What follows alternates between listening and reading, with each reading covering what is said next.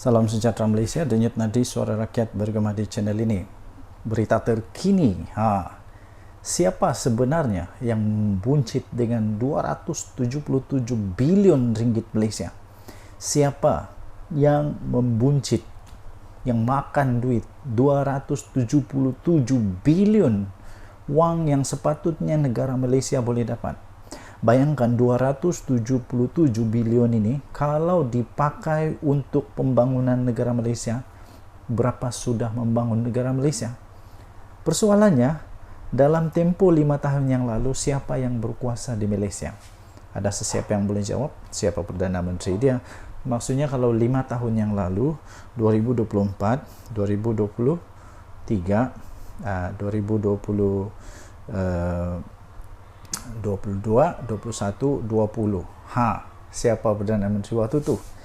Persoalan yang kedua, kenapa Perdana Menteri sebelum ini, sebelum Datuk Seri Anwar Ibrahim, mereka tidak dapat untuk bongkar perkara ini? Perlu juga tunggu Perdana Menteri yang hebat macam Datuk Seri Anwar Ibrahim barulah muncul benda ni. 277 bilion. Bukan kecil, bukan cipu cik. Ini besar cik, besar sangat. 277 bilion. Di mana Perdana Menteri waktu itu? Kenapa perlu ada Perdana Menteri Datuk Seri Anwar Ibrahim baru benda ni keluar? Inilah buktinya. Perdana Menteri yang ada sekarang ini Perdana Menteri yang terbaik. Mana ada Perdana Menteri yang lain tahu benda ni? Saya pun tidak tahu. Macam mana dorang tidak tahu? Atau dorang buat-buat tak tahu? Atau mereka betul-betul tak buat kerja? Tidak pastilah. Tapi mustahil juga 277 bilion ini Perdana Menteri tak tahu ke? Sebanyak 277 bilion bocor dalam tempo 5 tahun dari 2018. Dari 2018 siapa Perdana Menteri waktu itu? 2018 siapa Perdana Menteri? Sampai 2023 siapa Perdana Menteri waktu itu? Seperti yang telah didedahkan oleh Suruhanjaya Pencegahan Rasuah Malaysia SPRM. Akhirnya Perdana Menteri Datuk Seri Anwar Ibrahim muncul dan buat persoalan yang anda boleh jawab di dalam komen. Siapa sebenarnya membuncit dengan 277 bilion dalam tempo 5 tahun ini, 2018 sampai 2023. Anda boleh senaraikan siapa Perdana Menteri waktu itu, kenapa mereka tak tahu? Tak ada siapa yang dapat jawab. Jumlah ketirisan itu adalah angka yang telah menggemparkan Malaysia, tegas Perdana Menteri Datuk Seri Anwar Ibrahim.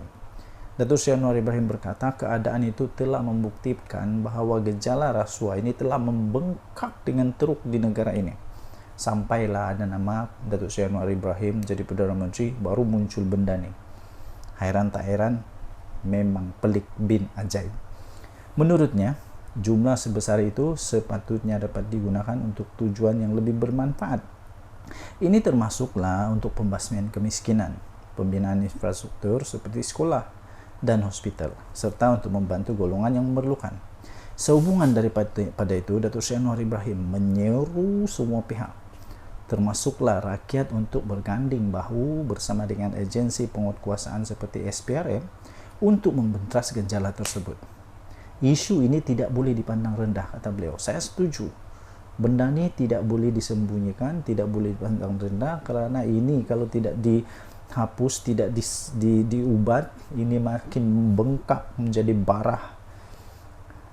Beliau berkata, anda memerlukan kesungguhan, komitmen, dedikasi, keberanian, serta memerlukan legislatif dan perundangan yang kuat untuk melindungi kita daripada gejala rasuah, kata beliau. Tambah dia lagi, dan yang paling penting, anda perlu keberanian politik serta hala tuju yang jelas. Beliau berkata, saya percaya dengan kekuatan ini, tekad politik yang jelas supaya semua tidak sanggup dan tidak bersedia untuk berkompromi dengan rasuah, tegasnya lagi.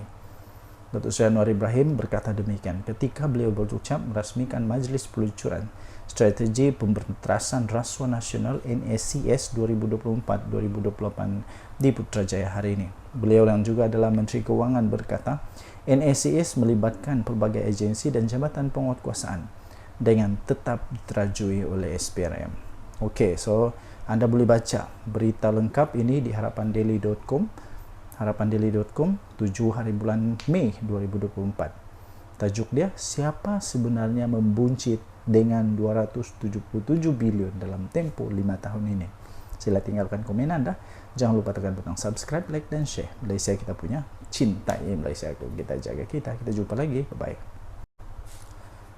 Salam sejahtera Malaysia. Denyut nadi suara rakyat bergema di channel ini. Berita terkini. Siapa sebenarnya yang membuncit dengan 277 bilion ringgit Malaysia? Siapa yang membuncit, yang makan duit 277 bilion, wang yang sepatutnya negara Malaysia boleh dapat? Bayangkan 277 bilion ini kalau dipakai untuk pembangunan negara Malaysia, berapa sudah membangun negara Malaysia?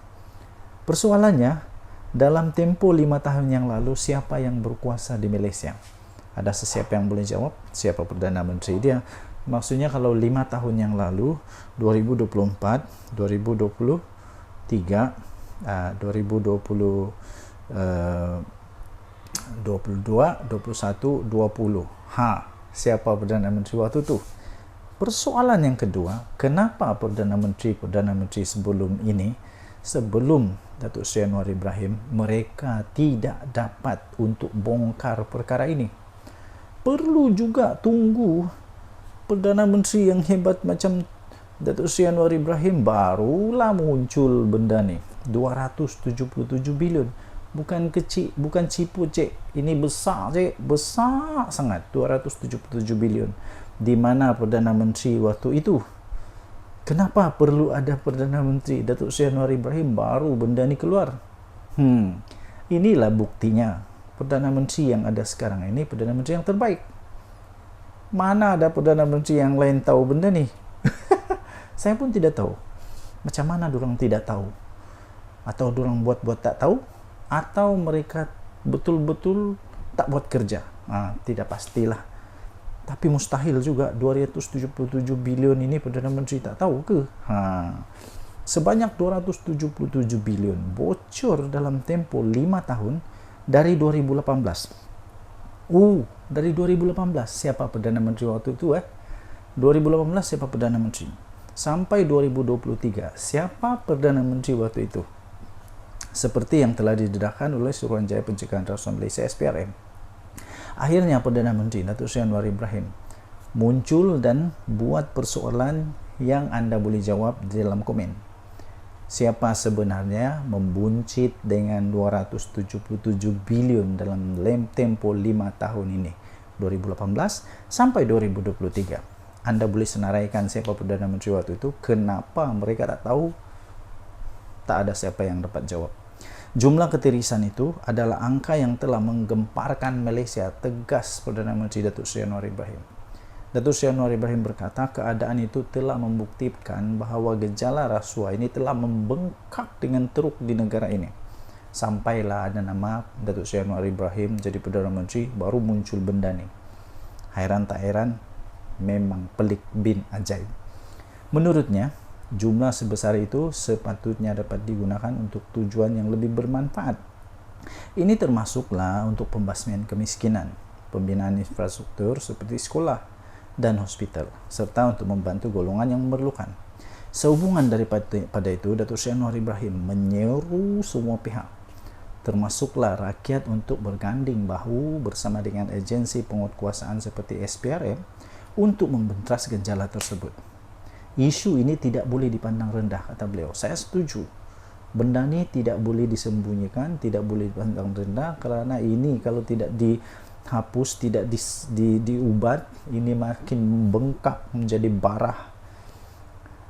Beliau berkata, Anda memerlukan kesungguhan, komitmen, dedikasi, keberanian, serta memerlukan legislatif dan perundangan yang kuat untuk melindungi kita daripada gejala rasuah, kata beliau. Tambah dia lagi, dan yang paling penting, Anda perlu keberanian politik serta hala tuju yang jelas.